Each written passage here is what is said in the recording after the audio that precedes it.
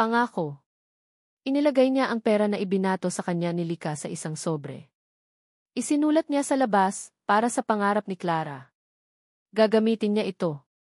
Gagamitin niya ang perang simbolo ng kanyang kahihiyan para simulan ang pangakong binitiwan niya. Iyon na lang ang natitira sa kanya. Samantala, sa isang marangyang kwarto sa isang mansyon, si Lika ay nakahiga sa kanyang kama, yakap-yakap ang isang unan. Ang silid ay madilim, ang mga kortina ay sarado. Hindi siya pumasok sa ospital. Hindi siya kumain. Ang tanging ginawa niya ay ang paulit-ulit na alalahanin ang mga nangyari. Ang galit ay unti-unti nang nawawala at napapalitan ng isang malawak at walang katapusang kalungkutan. Sinubukan niyang kumbinsihin ang sarili. Tama lang ang ginawa mo, Lika. Niloko ka niya. Ginamit ka niya. Mas mabuti nang nalaman mo ngayon. Ngunit sa kabila ng lahat, isang maliit na tinig sa kanyang isipan ang bumubulong. Ang blangkong mga mata ni Mon. Ang hindi nito pagtatanggol sa sarili. Bakit? Kung totoo ang lahat, hindi ba't dapat ay nagmakaawa ito? Humingi ng tawad? Ngunit wala. Tanging isang wasak na katahimikan lang ang isinukli nito. Isang mahinang katok ang narinig niya sa pinto.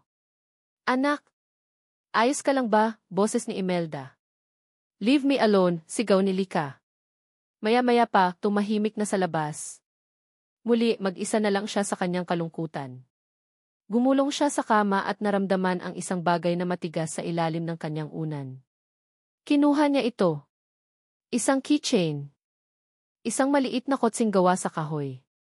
Ang tanging regalo na ibinigay sa kanya ni Mon noong minsang namasyal sila sa isang perya. Simple lang ito, mura, ngunit ibinigay nito ng may ngiti sa mga labi. Para lagi mo akong kasama sa biyahe mo sa buhay, sabi nito noon. Habang hawak niya ang keychain, ang lamig nito ay tila gumapang sa kanyang mga daliri. Isang alaala. Isang maliit na piraso ng katotohanang iba sa sinasabi ng lahat. At sa paghawak niya dito, sa gitna ng kanyang wasak na puso, isang maliit, halos hindi marinig na tanong ang nagsimulang sumibol sa kanyang isipan. Paano kung nagkamali ako? Sa kabilang dako ng syudad, isinasara na ni Mon ang pinto ng kanyang apartment sa huling pagkakataon. Dala ang isang maleta at isang sobrang puno ng pera, sumakay siya sa kanyang views.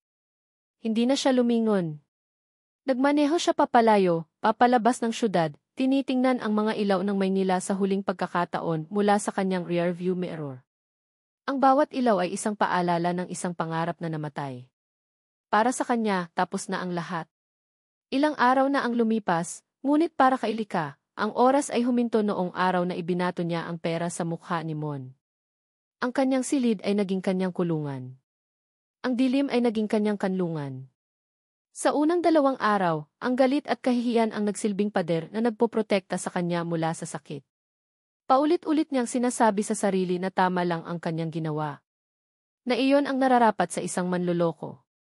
Ngunit sa 3 araw, nagsimulang gumuho ang pader. Ang nananatili na lang ay ang sakit at isang bagong, nakakakilabot na damdamin, pagdududa. Hawak-hawak niya ang maliit na keychain na gawa sa kahoy, ang kotsing bigay ni Mon. Simple. Mura. Walang kwenta kumpara sa mga alahas na natatanggap niya. Ngunit ito lang ang tanging bagay na may init, may alaala. Pinaglaruan niya ito sa kanyang palad, hinahaplos ang magaspang na ukit. Hayop ka. Ginamit mo ko. Ang mga salitang isinigaw niya ay bumabalik sa kanya, ngunit ngayon, iba na ang tunog. Ang kasunod nito ay hindi na ang kanyang matuwid na galit, kundi ang imahe ng mukha ni Mon. Ang gulat. Ang sakit. At ang nakabibinging katahimikan. Hindi ito nagalit. Hindi ito nagmakaawa. Hindi ito nagpaliwanag. Para lang itong isang ilaw na biglang pinatay at ang natira ay blangkong kadiliman. Ang isang taong guilty ay lalaban. Magsisinungaling. Tatakbo. Pero si Mon para lang siyang namatay sa kanyang kinatatayuan. Umupo si Lika sa kanyang kama, yakap ang kanyang mga tuhod. Ang mga luha na akala niya ay naubos na ay muling dumaloy. Ngunit hindi na ito luha ng isang pusong nasaktan. Ito ay luha ng isang pusong nagsisimulang matakot.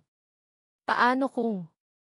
Ang mga salitang iyon ay gumapang sa kanyang isipan, isang lason na mas mabagsik kaysa sa ibinulong ni Imelda. Paano kung nagkamali ako? Ang tanong ay napakabigat na halos hindi niya kayang huminga. Ang kanyang kayabangan, ang kanyang pride, ang kanyang mabilis na paghuhusga, ang lahat ng demonyong matagal na niyang kasama, ay tila sabay-sabay na tumawa sa kanya. Hindi na niya kaya ang pagdududa. Kailangan niya ng sagot. Tumayo siya. Sa unang pagkakataon sa loob ng 3 araw, binuksan niya ang kanyang laptop. Ang kanyang mga kamay ay nanginginig. Tinawagan niya ang isang numero. Ang kaibigan niyang si Attorney Gonzaga. Rika, it's Lika, sabi niya, ang boses ay paos dahil sa hindi paggamit. Lika. Oh is my God, I was so worried. Hindi ka sumasagot sa mga tawag. Ayos ka lang ba? I'm fine, pagsisinungaling ni Lika. Rika, I need a favor. A big one. And it's confidential. Anything. What is it? Huminga ng malalim si Lika.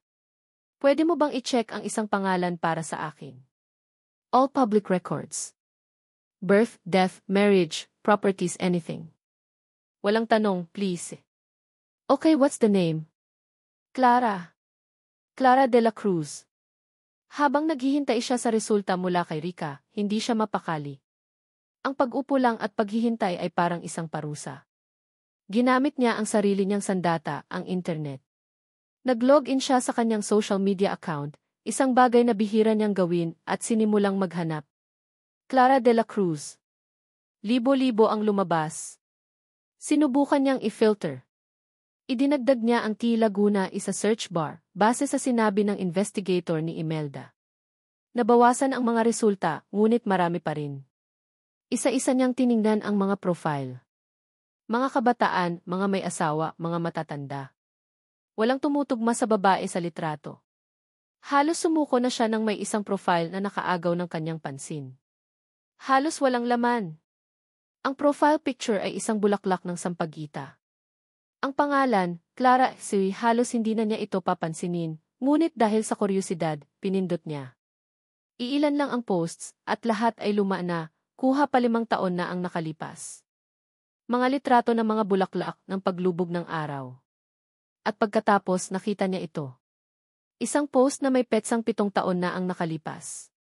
Isa itong shared photo, ang litrato ng isang binatang Simon, nakangiti habang may hawak na cake. At ang caption. Ang caption ang nagpatigil sa mundo ni Lika. Happy birthday sa pinakamamahal at pinakamabait na kuya mon sa buong mundo. Salamat sa lahat ng sakripisyo mo. Mahal na mahal ka ni Clara. Kuya. Kuya mon. Ang cellphone ay halos mahulog mula sa nanginginig niyang kamay. Ang isang salitang iyon, kuya, ay parang isang bombang sumabog sa kanyang harap. Winawasak ang lahat ng kasinungalingang itinayo ni Imelda. Kapatid. Hindi asawa. Kapatid. Isang malakas na hikbi ang kumawala sa kanyang lalamunan. Ang sakit ng pagdududa ay napalitan ng isang matalim at nakakawasak na sakit ng pagsisisi. Hindi na niya kailangan ang report mula kay Rika. Hindi na siya makapaghintay. Kailangan niyang malaman ang buong katotohanan. Kailangan niyang makita. Mabilis siyang kumilos. Nag-book siya ng sasakyan online. Hindi eroplano. Kailangan niyang magmaneho. Kailangan niya ang oras sa daan para iproseso ang lahat. Nag-iwan siya ng isang maikling sulat para kay Imelda na nagsasabing kailangan niya lang lumayo sandali. Walang ibang detalye. Sa loob ng 2 oras, nasa daan na si Lika, tinatahak ang South Luzon Expressway. Ang isipan niya ay isang bagyo. Bawat ngiti ni Mon, bawat mabait niyang salita, bawat sakripisyo, lahat ay bumalik sa kanya, ngunit ngayon, mayroon ng bagong, masakit na konteksto.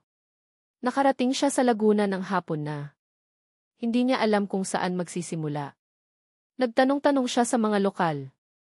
Sementeryo po. Ang mga tao ay mababait, itinuro sa kanya ang daan. Sa wakas, narating niya ang isang maliit at tahimik na sementeryo sa ilalim ng mga mayayabong na puno. Ang puso niya ay kumakabog ng napakabilis.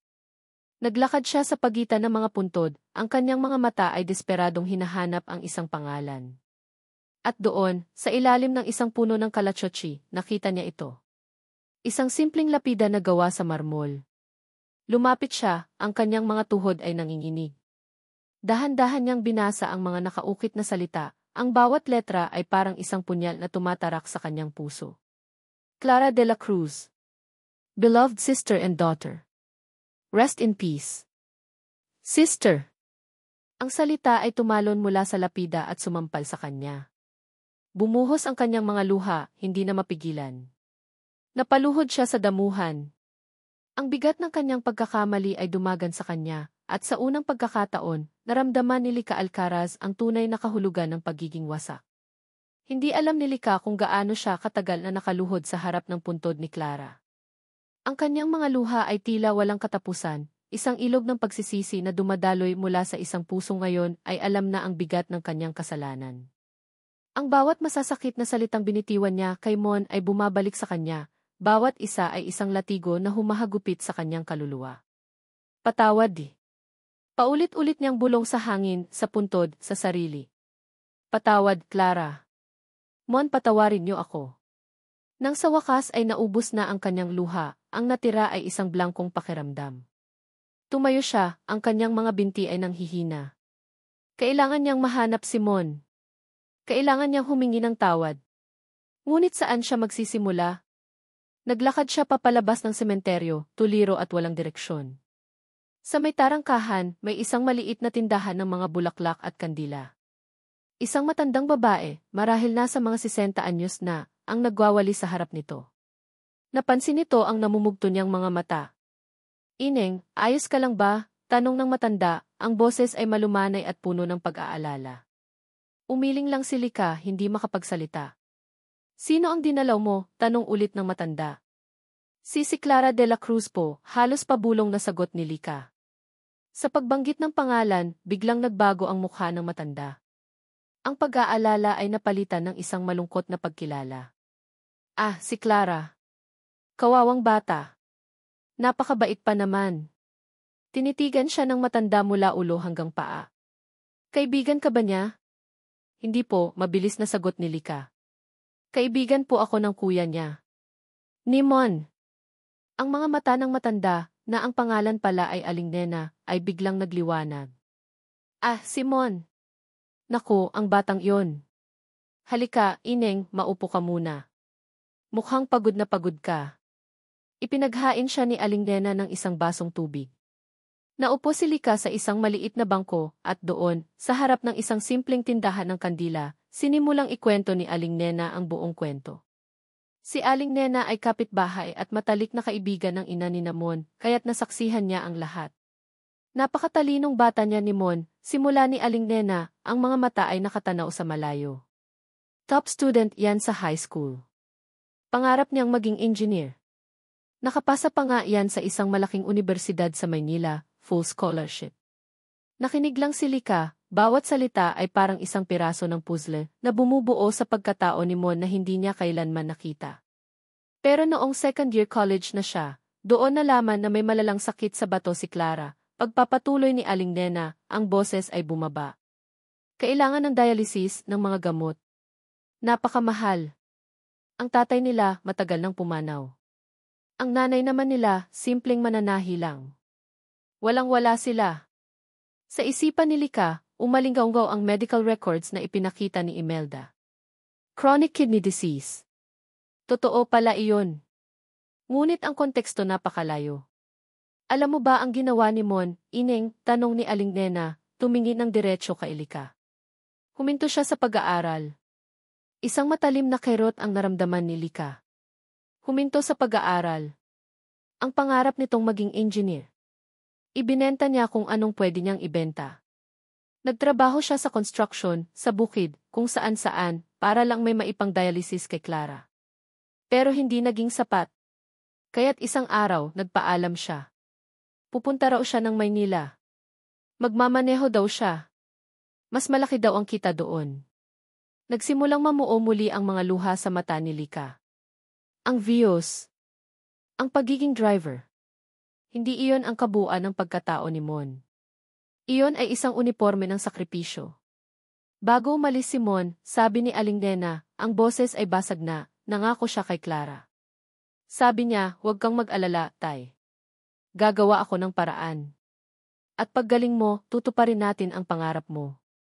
Magpapatayo tayo ng isang maliit na klinika dito sa baryo natin para wala nang maghirap na tulad natin. Ang klinika. Ang pangarap na hindi idinetalye ni Mon. Ngayon, naiintindihan na ni Lika ang lahat. Pero huli na ang lahat, malungkot na pagtatapos ni Aling Nena. 1 taon lang ang nakalipas, bumigay na rin ang katawan ni Clara. Umuwi si Mon para sa libing. Wasak na wasak. Mula noon, lalo pa siyang nagsikap. Sabi niya, kahit wala na si Clara, tutuparin pa rin daw niya ang pangako niya. Napatakip si Lika sa kanyang bibig, isang malakas na hikbi ang kumawala. Ang bigat ng katotohanan ay halos magpabagsak sa kanya.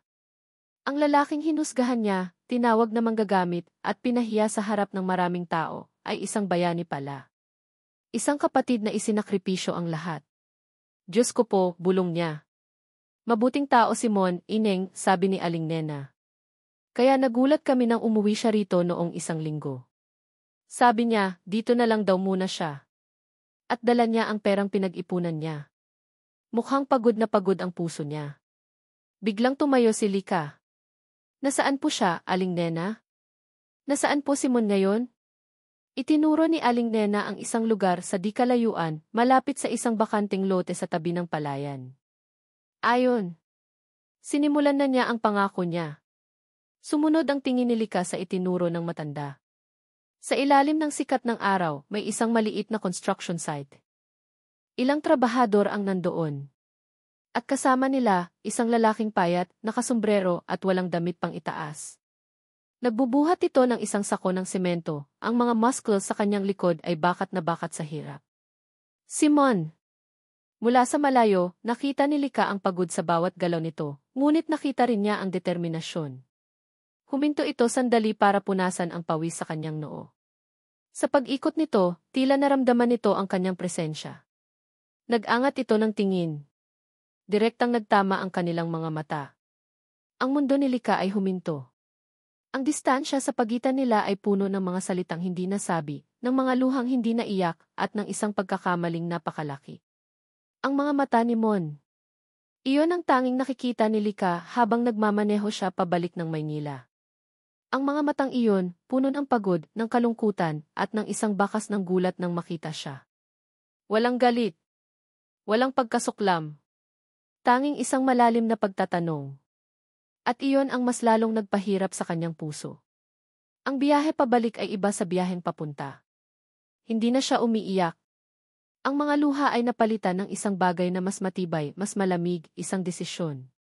Bago niya harapin si Mon, bago siya magkaroon ng karapatang humingi ng tawad, mayroon muna siyang kailangang ayusin. Kailangan muna niyang linisin ang sarili niyang basura. Dumiretso siya sa kanilang mansyon. Gabi na nang makarating siya. Ang bahay ay tahimik, ngunit para kay Lika, ang bawat sulok ay sumisigaw ng kasinungalingan. Naabutan niya si Tita Imelda sa sala, nanonood ng telebisyon, umiinom ng tsaa. Lika! Hisa! Saan ka ba nanggaling? Nag-alala ako ng husto sayo, sabi nito, tumatayo na may peking ngiti. Ngunit hindi na umubra kay Lika ang pag-arte nito. Hindi na siya ang Lika na madaling manipulahin, ang Lika na bulag sa paghusga. Nanggaling ako sa Laguna, tita, sabi ni Lika, ang boses ay kalmado ngunit may bigat na parang yelo. Natigilan si Imelda. Ang ngiti sa mga labi nito ay bahagyang nanginig. Anong ginawa mo roon? Hindi sumagot si Lika.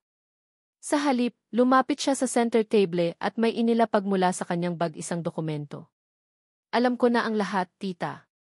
Sinulyapan ni Imelda ang papel.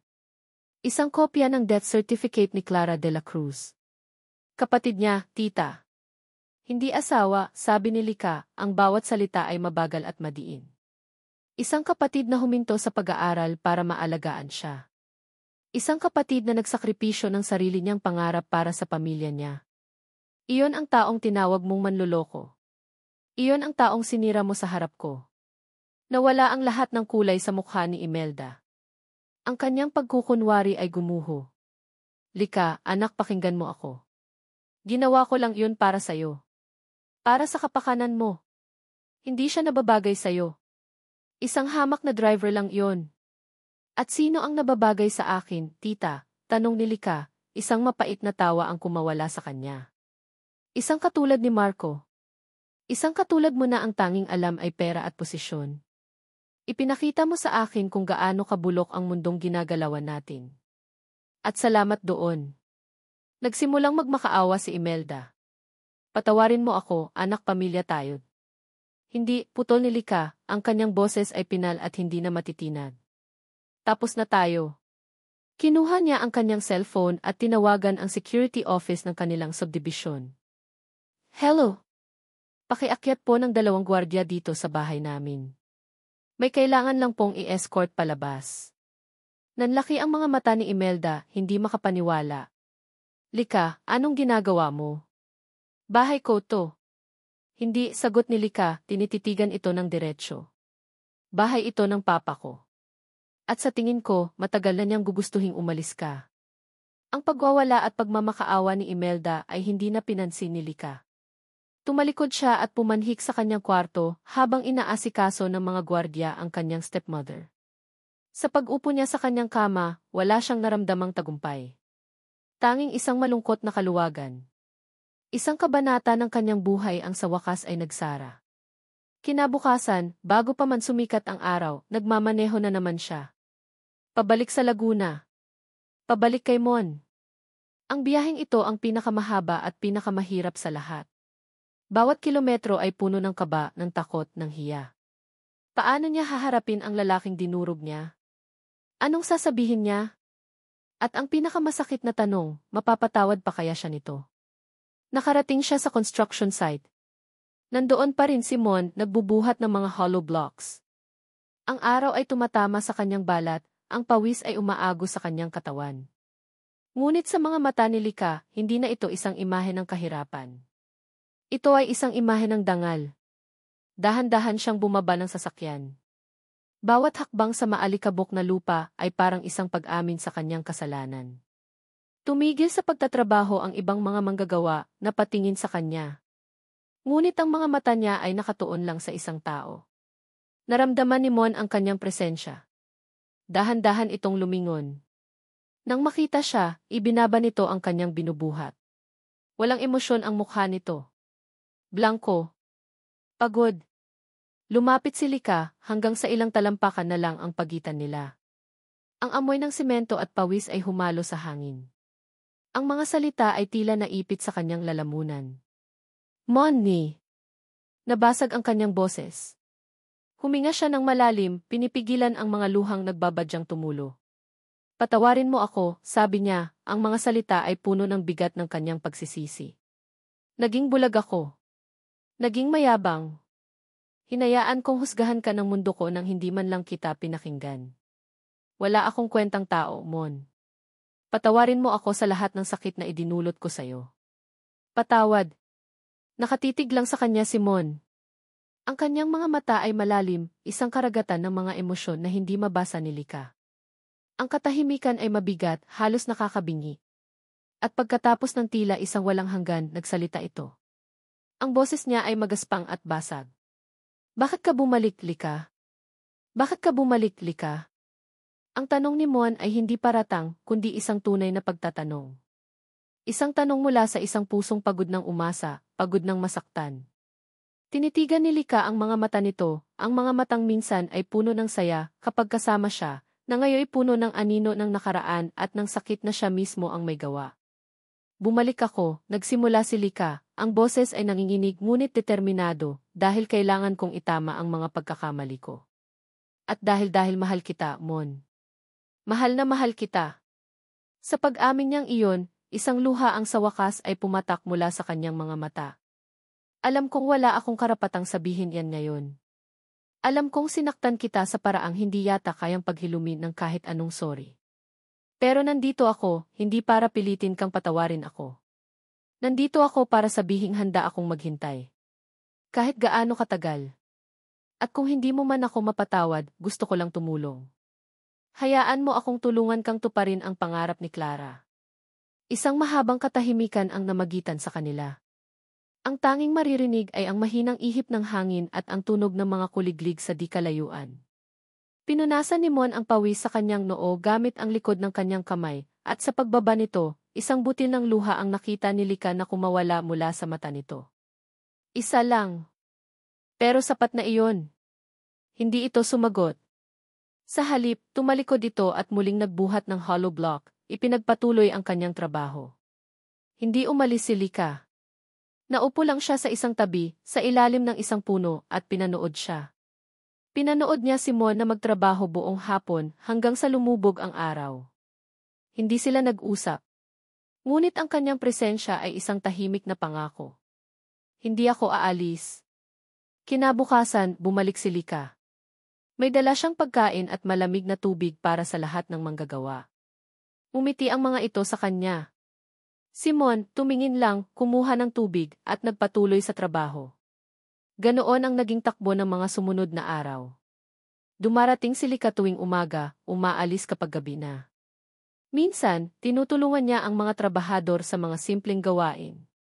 Minsan, nakaupo lang siya, nagbabasa ng medical journal habang pinapanood si Mon mula sa malayo. Isang hapon, habang nag-aayos siya ng mga gamit para umalis, nilapitan siya ni Mon. Umuwi ka na, Lika, sabi nito, hindi nakatingin sa kanya. Magkakasakit ka lang dito. Dito lang ako, sagot ni Lika, ang boses ay mahinahon. Para saan pa? Dahil ito ang tama, sabi ni Lika. At dahil ito ang lugar kung saan kita kailangang hintayin. Sa mga salitang iyon, sa wakas ay humarap si Mon sa kanya. Ang mga mata nito ay pagod, ngunit ang pader na itinayo nito sa paligid ng kanyang puso ay tila nagsisimula ng magkaroon ng mga bitak. Bakit? Tanong ulit nito, ang boses ay halos pabulong. Bakit ako? Dahil ikaw ang nagturo sa akin kung ano ang tunay na halaga ng isang tao, sagot ni Lika, ang mga luha ay muling namumuo. Dahil sa'yo, nakita ko kung gaano ako kasamang tao. At dahil sa'yo, gusto kong maging mas mabuti. Lumipas pa ang mga linggo na naging mga buwan. Ang maliit na pundasyon ay unti-unting naging pader, at ang mga pader ay nagkaroon ng bubong. Sa buong panahong iyon, naroon si Lika. Ang kanilang mga pag-uusap ay iilan at maikli, ngunit ang kanilang mga mata ay nagsimulang magkaintindihan muli. Nakita ni Mon ang pagsisisi at sinseridad ni Lika. At nakita ni Lika ang unti-unting paghilom ng puso ni Mon. Isang araw, dinala ni Lika ang blueprints ng klinika na ipinagawa niya sa isang arkitekto. Ipinakita niya ito kay Mon. Sa unang pagkakataon sa loob ng mahabang panahon, isang tunay na ngiti ang nakita ni Lika sa mga labi ni Mon. Salamat, Lika, sabi nito. At alam ni Lika na ang salamat na iyon ay hindi lang para sa blueprints. 6 na buwan ang lumipas. Ang sikat ng araw ay masaya at maningning. Ang hangin ay puno ng amoy ng bagong pintura at ng kagalakan. Isang maliit ngunit magandang gusali ang nakatayo na ngayon sa gitna ng bukirin. Sa harap, may isang malaking arko na may nakasulat na Clara de la Cruz Community Clinic. Ang inaugurasyon ay simple lang, ngunit puno ng buhay. Naroon ang buong baryo, mga bata, mga matatanda, lahat ay nakangiti. Si Mon, nakatayo sa harap, suot ang isang malinis na barong. Sa tabi niya, si Lika, nakasuot ng isang simpleng puting bestida, mas maganda kaysa sa alinmang mamahaling damit na isinuot niya dati. Nagbigay ng maikling talumpati si Mon, ang boses ay basag sa emosyon. Pinasalamatan niya ang lahat ng tumulong, ang buong komunidad. At sa huli, tumingin siya kay Lika. At higit sa lahat, sabi niya, salamat sa doktorang nagturo sa akin na ang mga pangarap ay mas masarap tuparin kung mayroon kang kasama. Pagkatapos ng seremonya, habang abala ang lahat sa pagkain, tumayo silang dalawa sa isang tabi, pinapanood ang masayang tanawin. Sa tingin mo, masaya kaya si Clara para sa atin? Tanong ni Mon, hinawakan ang kamay ni Lika. Ngumiti si Lika, pinisil ang kamay nito pabalik. Tumingin siya sa pangalan sa klinika, at pagkatapos ay sa mga mata ni Mon na puno na ngayon ng pag-ibig at pag-asa. Siguradong sigurado, sagot niya. Dahan-dahan, sa ilalim ng papalubog na araw, inilapit ni Mon ang kanyang mukha at hinalikan siya. Isang halik na hindi na nag-aalinlangan. Isang halik na puno ng pasasalamat, ng pagpapatawad, at ng isang pag-ibig na sinubok ng panahon, ng kasinungalingan, at ng paghusga, at sa huli ay nanalo. Habang magkayakap sila, ipinikit ni Lika ang kanyang mga mata. Dito, sa lugar na ito, sa gitna ng simpleng buhay, kasama ang isang simpleng lalaking may pinakamarangal na puso. Nahanap niya hindi lang ang pag-ibig. Nahanap niya ang kanyang sarili. At dito nagtatapos ang kwento ni na Dr. Lika at Driver Ramon, isang pag-ibigang sinubok ngunit sa huli ay pinagtibay ng panahon. Maraming salamat, mahal naming mga tagapakinig, sa pagsama ninyo sa amin sa bawat kabanata ng kanilang paglalakbay. Mula sa mainit nilang pagtatalo sa kalsada, sa mga sikretong ngiti sa parke, hanggang sa mapait na paghihiwalay at sa matamis na pagbabati, naramdaman namin ang inyong presensya. Habang isinusulat ko ang kwentong ito, naging kasama ko rin kayo sa bawat tawa, sa bawat luha, at sa bawat tibok ng puso ni Lika at Mon. Nais naming iwan sa inyo ang isang munting paalala mula sa kanilang kwento, na ang tunay na pag-ibig ay hindi natatakot sa pagkakamali. Ito ay natututong magpatawad. Na ang tunay na halaga ng isang tao ay hindi nasusukat sa yaman o posisyon, kundi sa lalim ng kanyang puso at sa bigat ng kanyang dangal. At higit sa lahat, na sa bawat pagkadapa, laging may pag-asang bumangon muli, basta't ang puso ay handang magmahal ng walang paghusga. Sana'y napulutan ninyo ng inspirasyon ang pag-ibigan ni Lika at Mon. Ano ang pinakapaborito ninyong eksena? Aling bahagi ang pinakatumusok sa inyong mga puso? Ikagagalak naming mabasa ang inyong mga komento. Hanggang sa susunod na kwento, mula sa akin, ang inyong lingkod, maraming salamat at paalam.